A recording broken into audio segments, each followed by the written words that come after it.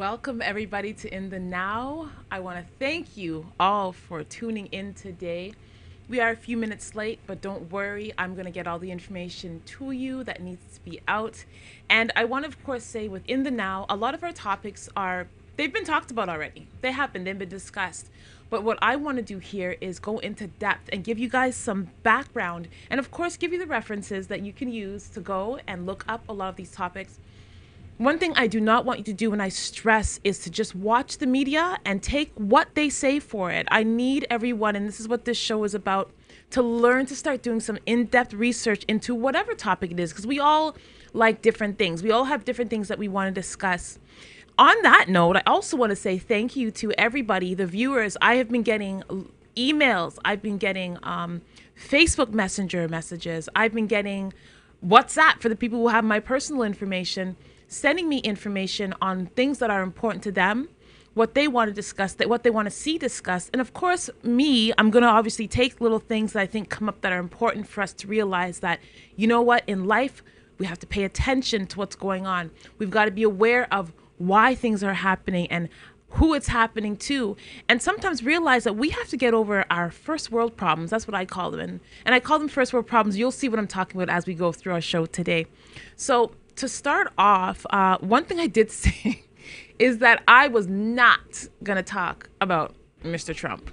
Now, the only reason why I'm bringing up this topic today is because obviously we've all heard of his latest comments, and I'm going to say this before I even start this section. This section is just going to go through details because, again, we want to look at the facts of something, not just emotion of a situation. We want to study the facts and understand what's happening in plain sight, and at least for you to digest that and understand how you yourself can make choices going forward.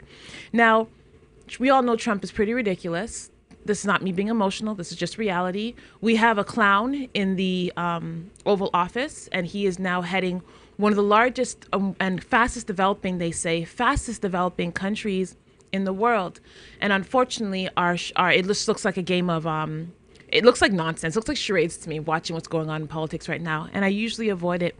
What hit home was the fact that there's been some comments made towards one of the most beautiful continents in the world, a continent that if it's considered rundown, if it's considered and we're going to go back to this word, shithole, I will definitely say it's because of the years of colonization that's occurred in Africa. He made a comment, and that's what we're going to be speaking about in this first section here. I have a small, short little clip that we're going to show. Actually, I have a few clips we're going to show today. But it's about this whole topic about when Trump calls African countries shitholes. So let's run this first clip, and let's see, obviously, let's get some background on what he's had to say. Viewers. NBC's Peter Alexander has details. The president tonight apparently uncorking another astonishing statement, complaining to lawmakers in the Oval Office about protections for immigrants. Why do we want these people from, quote, all these shithole countries here? According to a Democratic aide familiar with the conversation, Mr. Trump was referring to African nations and Haiti, before suggesting the U.S. should have more people from places like Norway, whose prime minister he met yesterday. A White House spokesman tonight not denying the president's words, but saying certain Washington politicians choose to fight for foreign countries, but President Trump will always fight for the American people. It comes... So now that we obviously, for those who, unless you're living under a rock, you may not know what's been said, and actually was asked of me if I have something personal against Trump. Absolutely not. It's like saying I have something personal against H&M. You know what? I'm at this point where I'm no longer surprised or shocked by some of the blatant racism that is obviously, it's not even covert anymore. It's just out there throughout this world. It's happening. We're going to be talking about it a little bit today, and it's unfortunate. So let's talk a little bit about this. So the comment, Mr. Trump said he had asked why the U.S. should take in migrants from shithole countries, and that included Haiti and the African nations. Now, the controversy has threatened to set back, obviously, America millions of years, but I don't understand why, because this is how many African who live in America have been treated for years. The Trump administration has not been very straightforward, of course, with the accounts of what has happened. There's been a lot of flip-flop throughout the media, and of course, this is another thing with the media. They try to confuse you. They're going to say a whole bunch of different things here, there, everywhere to confuse you and help you, obviously make you lose the message of all this. And the biggest message is that there's something seriously wrong with the politics here in North America, okay? So I have an actual Twitter quote that is going to be put up here for you to read itself. It was made on Friday, January the 12th, where Trump denied, he said, the language used, I don't think it's that one. There's another one. The language used by me at the DACA. Oh, I just need glasses. Thanks. Okay. So the language used by me at the DACA meeting was tough. But this was not the language used. What was really tough was the outlandish proposal made, a big setback for DACA or DACA. Now, again, not even directly answering anything. This is what they do. They talk in circles, and it's very confusing. And again, the message is lost. You need to come to terms with the fact that you said something, as usual, which was not very smart and was very insulting and disrespecting to one of the greatest, again, continents on this planet. So on January 14th, he told reporters, "I'm not a racist." He was quoted saying, "I'm not a racist. I'm the least racist person you have ever interviewed. That I can tell you." Now, of course, just because someone's telling you, I always tell you, you can't, I say to everybody, just because someone is saying something, that doesn't mean you have to believe it. Now, we need to look at the actions of a person, not at their words, okay? So he asked about the comments. When he was asked about the comments he reported to have made, including the reference to the African nations being shitholes, Mr. Trump indicated that he did not say what had been attributed to him. But then he has people, obviously, that were there who heard him and who have reported. Both Republicans and the Democrats have both said they've heard him say it. And a lot of them are just like outraged by the foolishness. But that's how it's been since he stepped into office. So again, nothing new. All right. Did you see what various senators in the room said about my comments? They weren't made, Mr. Trump said, referring to two Republican senators. So, of course, he's going to he's now in complete damage control, okay, with everything that's going on.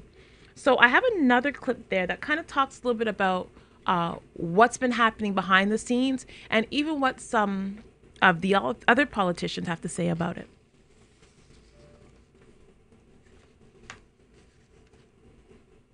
Badly surveil and abuse the Trump campaign by the previous administration and others. The intelligence community immediately erupting. I thought the president's tweets, once again, were irresponsible and not thought through. Even Republicans frustrated. To be honest, the tweet was a mistake. The president is supporting the vote today. If you're a member of the intelligence community and you woke up this morning and saw that tweet, it's hard for me to describe the outrage and consternation. The president posted his tweet that contradicted the White House's public position after this direct appeal from a Fox News analyst. Mr. President, this is not the way to go. President Trump later this morning appearing to reverse himself. Get smart. The White House in damage control with Chief of Staff John Kelly hustling to the Hill and Paul Ryan getting on the phone with the president.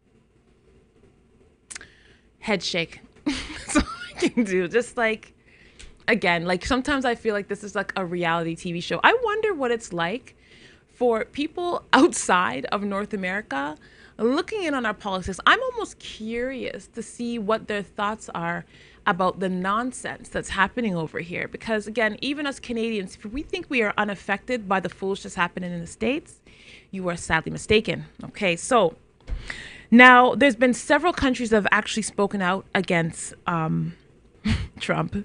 And there was an actual press release that was brought out by Botswana. He was the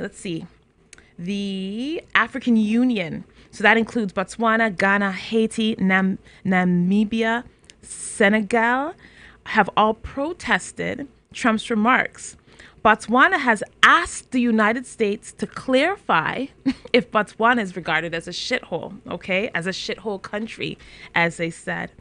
The deputy president of South Africa and the newly elected leader of the governing African National Congress called the statement very derogatory and hugely offensive. He said of Mr. Trump, "It demonstrates precisely the type of leader he is." And that's kind of my point. We all kind of know who this man is all of these charades, all of this is honestly, it's a lot of distraction. There's a lot of really terrible things happening in this world, happening not only in the States, happening not only in Africa, but just everywhere. And a lot of this takes all of our attention off what's important to the foolishness of this reality show that we call Donald Trump. So as you can see, Trump has made, his fabulous way into the news. And the sad thing about it is that there's more behind this. So when we come back, we're going to go back into this just a little bit more. See you guys soon.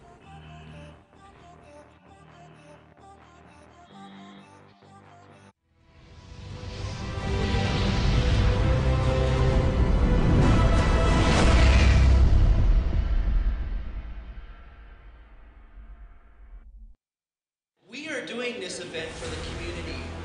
But what if CEO actually stood for catching every opportunity? This week alone, I've seen 3 businesses that shut their doors in this community. Investing in yourself, like you have to know what your brand is first. So there's no other way that you're going to build a brand unless you network. You have to eventually get out there. And it stems down to a lot of times not having the right knowledge, the right know-how.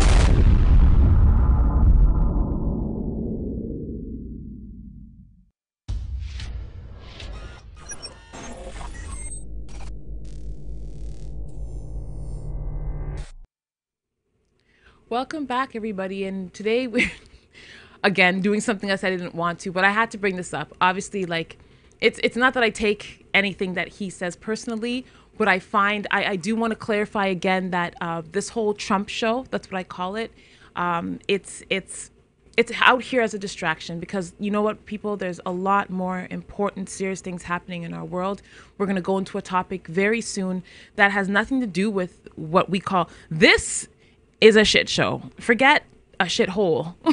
America is a shit show right now. Like, there's just a lot of foolishness happening, and it's interesting that he says that because I think the same thing of the States. To be honest with you, it's terrible over there, and I feel sorry for my people over there. So, now of course, Trump has a very long history of racial insensitivity. Just in June, actually, he mused that Nigerians in the United States would not go back to their huts. Because, of course, Africans live in huts, right? All of us. We just, I don't know if anyone's ever seen some pictures of Nigeria, but Nigeria is absolutely beautiful. I should have actually pulled up some so you guys could see. Beautiful, beautiful, beautiful country. So, and he told African leaders in September, I have so many friends going to your countries trying to get rich. I think that was probably one of the number one things that he said that has, again, one thing that you guys have to appreciate about Trump is he is coming to you and speaking the truth. We've got to appreciate honesty in its fullest. He's telling you exactly who he is. He's been saying this from when he started running for president. This is who this man is. People, stop being surprised. Stop giving him this attention. He does not need it. This topic today is me bringing up to you the idea that we are focusing too much attention on a man who's doing everything that he needs to do to garner that attention. This is all media and promotion, and it's the Trump show, and we've made it the Trump show. We need to take that back. Stop giving so much credence to things that he says. Like, you know what? If anything, if you were going to consider Africa a shithole, I would say some of the conditions, the living conditions are, but again, we need to take this back a little bit. Why? Why is one of the greatest countries in the world with the most natural resources become so depleted? Let's think about that. Why are people living in conditions that they shouldn't be living in? Anyone who's done any real history work, again, they put it out there for you. Colonization, like it's been happening, guys. So, you know what? Guess what? Trump is now just telling you guys what it is. That's it. End of story. I guess I can just end that one there. So let's move on to not the Trump show. Let's talk about about something that's actually happening on another part of the world that does again affect Africa. Unfortunately, there's a lot of I don't know, there's a lot of things going on that, we need to talk about. So there's some stuff going on in Italy because obviously we know that there has been a lot of refugees, if you don't know. And again, this is why I say there's first world problems and then there's real world problems. So let's talk about what's happening. There was a remark made in Italy during the Italy election, a white race remark, and it kind of sparks some issues, okay? On Sunday, January 14th, and I think I have the quote up there, Attila Fontana, a prominent candidate from the right-wing Northern League, settled into an interview before the general election on March 4th. And in this interview, he made some remarks that have gotten him in a little bit of trouble. Mr. Fontana's region, Lombardy in northern Italy, is a leading destination for migrants. So a lot of people coming in are ending up in Lombardy. I hope I'm pronouncing that correctly. So he stated, "We can't accept them all," he told Radio Padania, because if we had to accept them all, it would mean that we're no longer ourselves. As an ethnic fact, because they outnumber us, because there are more determined us to occupy this land. Now, Mr. Fontana fully realized what he had said almost instantly, but of course it was already out there. So he continued, "We need to decide whether or not our ethnic group, our white race, our society should continue to exist or be wiped out. It's a choice." Now, I'm going to show you the very first video to take a look at what's happening and what's bringing in a lot of these refugee migrants into Italy.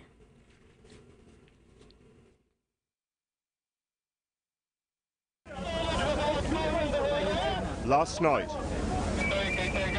on the Mediterranean, the European migrant and refugee emergency has not gone away. Not for this man. Stay with me, okay? Look at me, look at me, look at me. Not for this woman. Rescue blankets, we need rescue blankets. Rescue blankets. Not for the volunteers struggling to cope. It started for us at sunrise yesterday, 15 miles off the coast of Libya. The scale of what was happening dawned. Just 3 days ago, official figures for migrants crossing here, 84,000. Les enfants, yeah? For the children. For the children, yeah. After what we've seen, that figure will need to be revised upward by thousands and thousands. Right here! On the big boats, the so-called double-deckers, they'd had enough. At this point, the rescue boat we're on is already full. This is the deck of the Sea-Watch 2, a German charity rescue boat. The capacity of this ship is 150 people. We are currently carrying about 400 souls, mainly from West Africa, that we picked up today. So it's interesting. A comment was just made that, you know what, a lot of this stuff is not known. And you know what, it's not. We don't understand. Again, I say there's first world problems and then there's real world problems. And I'm not saying that that means what's happening to us here in North America is easy, because there's been a lot of civil uprising and civil warfare happening right here in North America, more so in America than in Canada. So there's some issues here that we need to deal with. But when we look at a grand scale, I always tell people, whenever there's something happening to you, guarantee there's something happening to someone that's much worse. So your situation, sometimes it's huge to you, but in comparison to what's happening there, like, why are these migrants coming to Italy? Why are they rushing away from their homes? Why would they rather be like in shark infested waters? Because a lot of them are running. They're trying to get away from slavery. Yes, slavery still happening in Africa right now. And they are willing, like when I saw some of these slave ships, not even, well, that's what they look like. They're just these big ships packed with people. Some people not lasting, some people dying.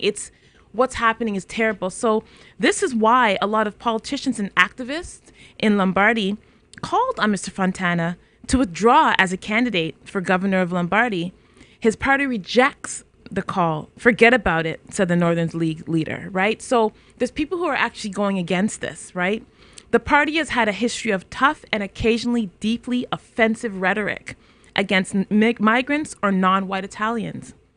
In 2013, one of its senators, Robert Calderoli, I probably didn't say it right, but described Italy's first black prime minister, Cecile Kenya, as an orangutan. So like, this is happening even at the political level where there's like just racial slurs being thrown across. This is our reality, unfortunately, okay?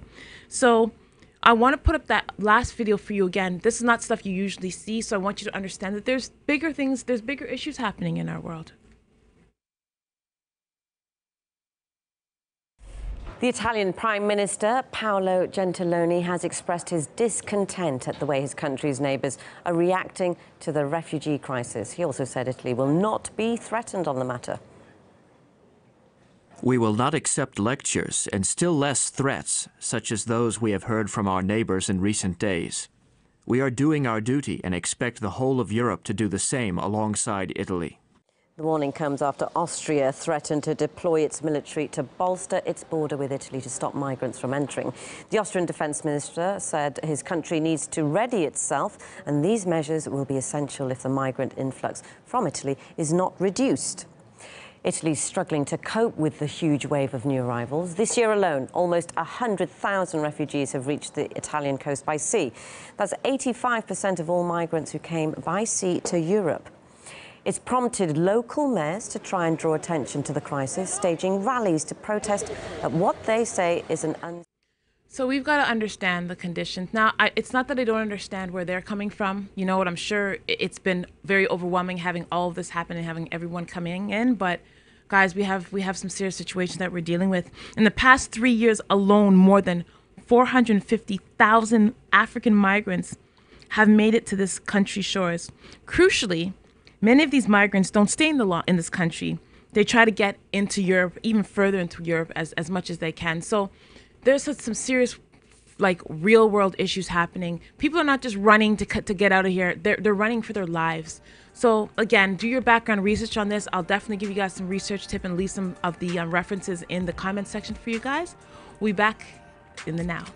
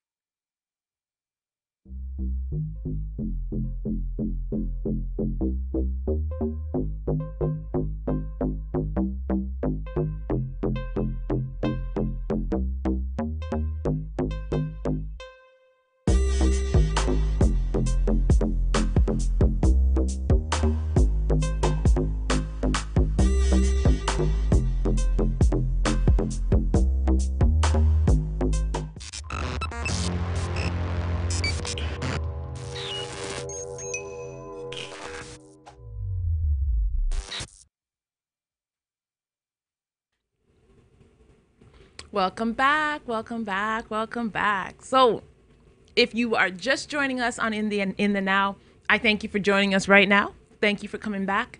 The first half was a little bit more of a serious note. We were talking a little bit about the Trump show, which is what I like to call it, and how I'm presenting to you information just to help you understand that, you know what? This is who Trump is. This is what he's always been from his show. What was that show called again? Not Celebrity what though? Something like Apprentice. From there, it's like, honestly, when I look at it, I'm like, it's the same thing. Even with hiring of his staff, like, long story short, Let's stop giving this man airtime. Let's stop promoting. Anytime he does things on purpose, he loves this. This is like a show for him. So let's stop all getting into an uproar, everybody. Like, this is who he is. Let's just do what we need to do to get him out, okay?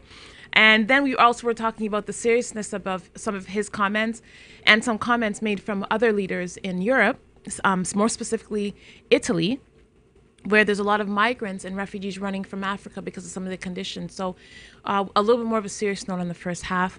So we're going to go from real world problems to some first world problems. And I'm going to say this, again, it doesn't mean that our problems are not important, but sometimes it goes a little bit past ourselves, and we have to go past ourselves. But I have been getting a lot of, I guess, feedback on what people would like to hear about. And one thing I did get was about relationships.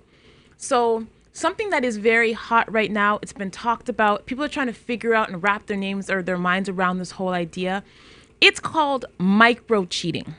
Now, when I did a little bit of research on micro-cheating, there's this it's a gray area that I guess is seen between friendliness and like infidelity online. So there's a definition I'm actually going to throw up for you, and it shows what micro-cheating is. So now, micro-cheating could be as simple as sending the wrong emoji or liking a post on social media. That could be enough now to ruin your relationship. Now, when you think about micro-cheating, what they also like to correspond it with is emotional cheating. And they call it micro because micro starts off obviously really small, but that can get macro really, really quickly. So I have a couple small videos on this just to take a look at what is being said about it, and then we'll go into a little bit of discussion on it as well. So micro-cheating, what exactly is it? The latest trend in bad dating is, well, it's called micro-cheating. Experts say micro-cheating are actions that, well, they seem harmless, but can show a person is focused, on someone else. Here are some examples: texting an ex about an old memory, having an inside joke or nickname with someone that's not your significant other, and interacting with them a lot on social media. Well, you, our fifth host, weighed in during our Facebook and YouTube live pre-shows. I was listening and responding. Boy, you had a lot to say. So let's get right to it. Shirley DeBose Taft writes, I think people need to get a little more secure with themselves and realize that friendly chatter with others doesn't mean you're cheating. Ow. I don't know. At first I was like, it's not a big deal, but I... So there is a little bit of feedback. And again, I get comments even before. So I have a great team. My team gives me and brings me information that I need. So obviously I want to thank my team for all of their contributions to the show. My researcher, her name is Frances, Miss Frances Cisse, thank you. She threw some of this information at me, and I thought it was really interesting because when I brought it up, I've gotten a woman's perspective and I've gotten a man's perspective on micro-cheating. And one perspective was, you know what, maybe in relationships, people need to start identifying what works for them. What's considered cheating for one person is not considered cheating for another person. What about those people who have those open relationships where it's okay, where they may have actually one of the partners trolling online? Now, is that considered cheating? What's trolling? Right?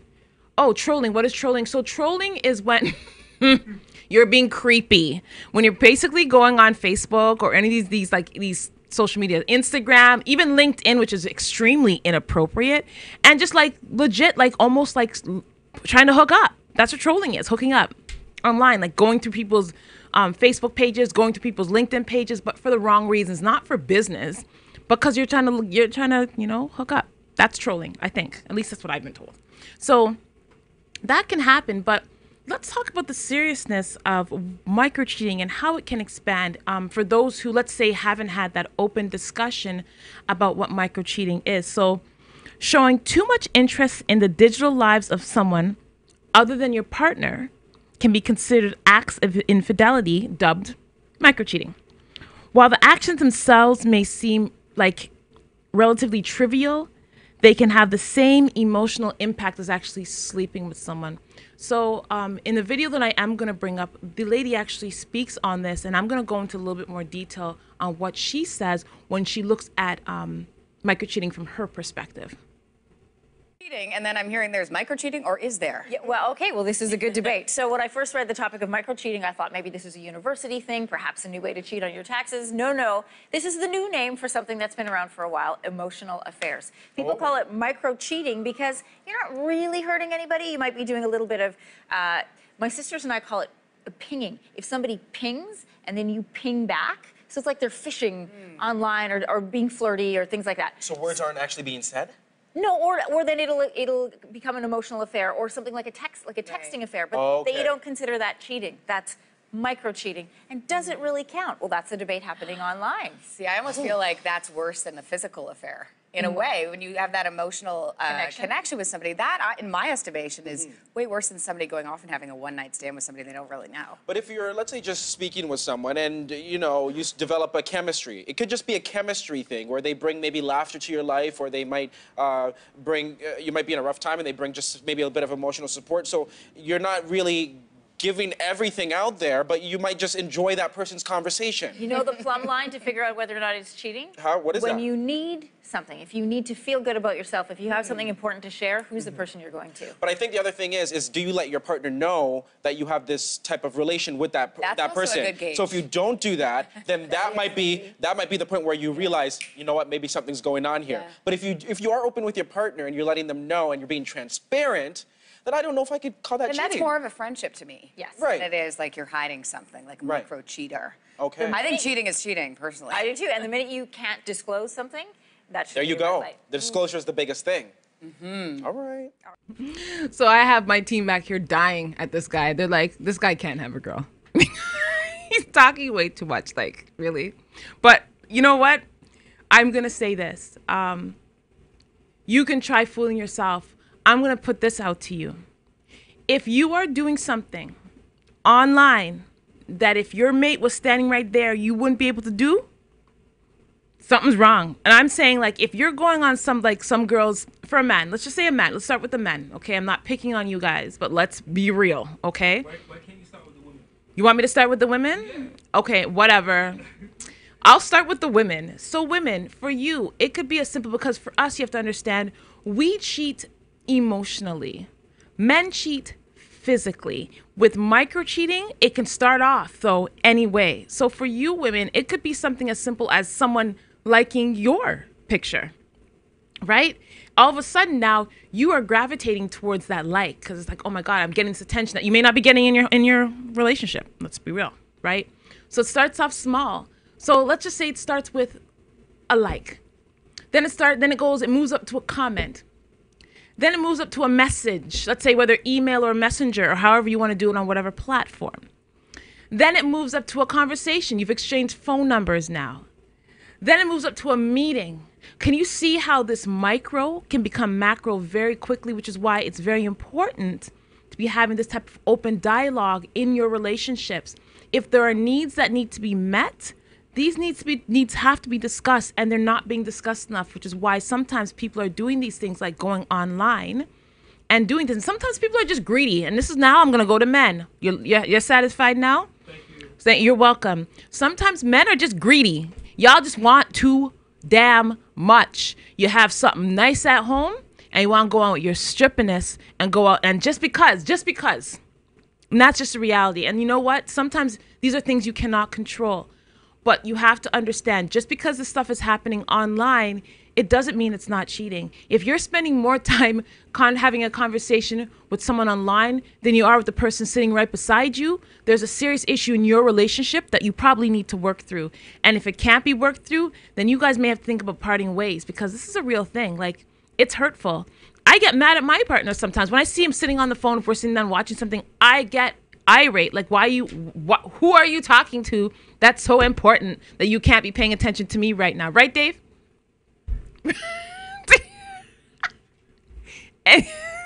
What's wrong? Okay. Anyhow, he stays quiet, and he is the smartest man in the world. You're right. But anyhow, guys, again, this is just a very small thing that we're talking about, but it can turn big quick. So just be aware of your habits and how you're acting on social media. Don't get called out. When we come back, we'll talk about, Facebook. We're back here again.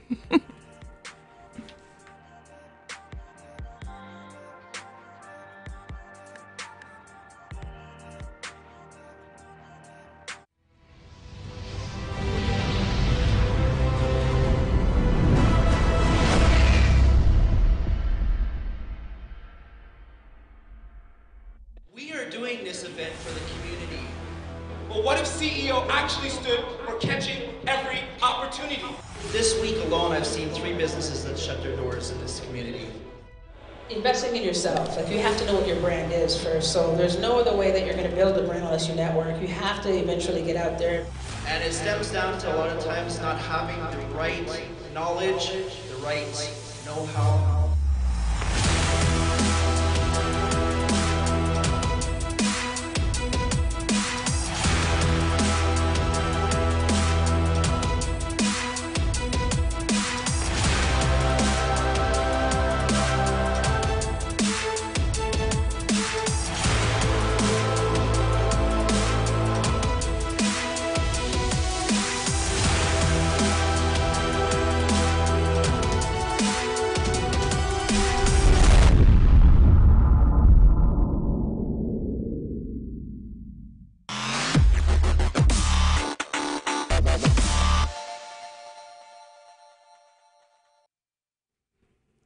Welcome back, everybody. Welcome back to In the Now. Welcome back to In the Now.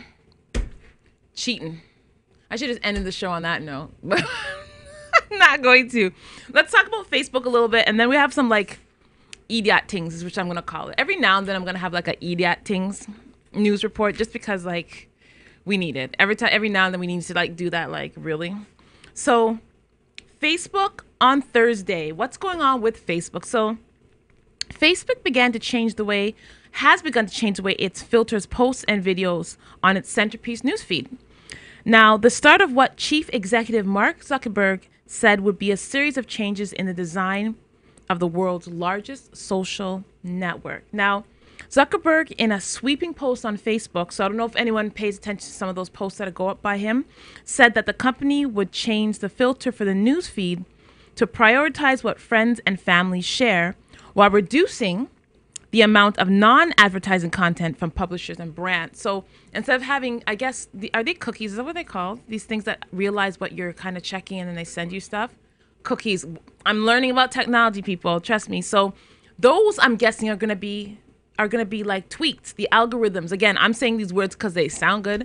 I don't know what algorithms mean, but I know it has something to do with Facebook and something to do with the way that we see things in social media. So why is the shift being done? So the shift is likely to mean that time that the people spend on Facebook would be shorter. It's going to go down, which means more time for your family, which is good. He wrote, this is what Zuckerberg's saying. He also added it would be better for users and for the businesses over long term. So he's making these changes to hopefully cut down on some of the time we are spending on social media, and definitely being a little more engaged with our families. So I guess it's a good thing. It's not a bad thing.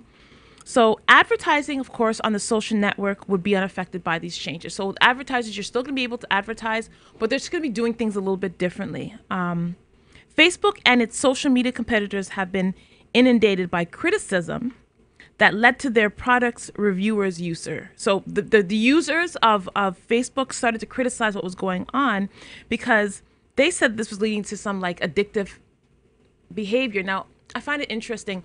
A few weeks back, I did a little bit on one of the owners or one of the past people who worked at Facebook who talked about the fact that Facebook is kind of shady, right?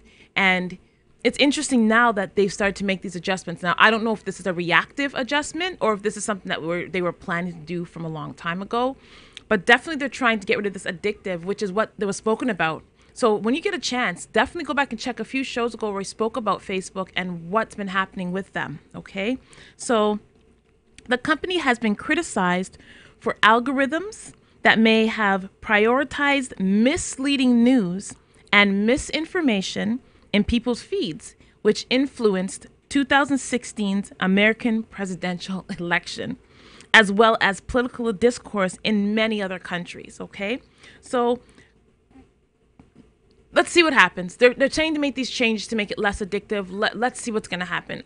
I don't know. We'll find out. And on a lighter note to end today, to add to what's going on with us, they're introducing a new genetically modified food. It's called Sunions. What is a Sunion? Let me tell you what a Sunion is. A Sunion is an onion that won't make you cry. So when you cut it, It's like you're standing in a room with a slightly onion-scented breeze, but no burning and no stinging and no tears. Are you dying of laughter at me? This is what it is. This is what a Sunyon is, okay? What type of breeze?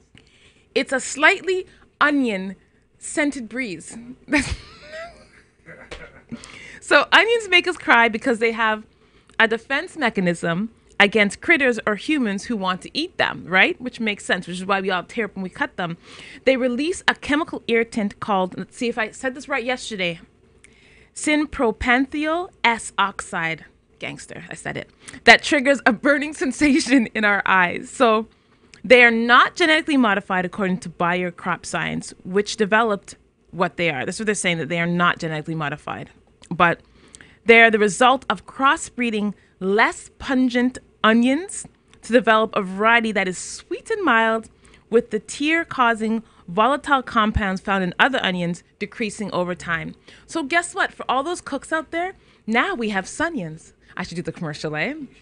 Instead of onions, we now have Sunyons, less tears, and a slightly onion-scented breeze. I don't know if they're big and small. The company has been working on developing Sunyons for at least 3 decades. So like 30 years on this. 30 years on this. They are certified tierless through the testing by the Bayer Sensory Lab and Ohio State University Sensory Evaluation Center. So cooks, you now have Sunyons, not Funyuns, Sunyons. So that's my EDAT news for today. Everyone, you have a wonderful day. I want to thank you for joining us on In the Now. Again, continue to send your comments. Continue to tell me anything you guys want us to talk about. I'll get it done. I'll get it to you. Always in the now. Have a wonderful day. Have a great Friday. Have a wonderful weekend, everybody.